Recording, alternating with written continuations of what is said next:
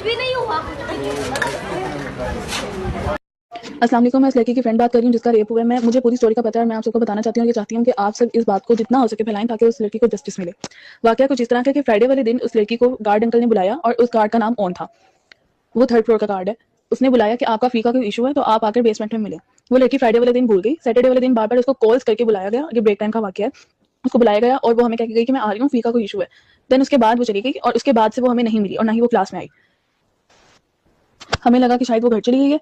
छुट्टी टाइम हम बाहर गए तो वहाँ बेसमेंट के कैमरास को तोड़ा जा रहा था और हमने बाकायदा वीडियो बनाई है, लेकिन अनफॉर्चुनेटली हम उसको सोशल मीडिया पे नहीं चला सके क्योंकि हमारी प्रिंसिपल साहिबा ने हमसे डिलीट करवा दिया और हमारे फ़ोन तोड़ दिए बाकायदा। हमारी प्रिंसिपल ने हमें थ्रेट किया कॉल्स करके और हमारे पेरेंट्स को कि आपकी बच्ची ने इस तरह की कोई भी बात फैलाई तो उसको सस्पेंड कर दिया जाएगा या फिर उसको मार दिया जाएगा। और हमारी टीचर्स ने हमें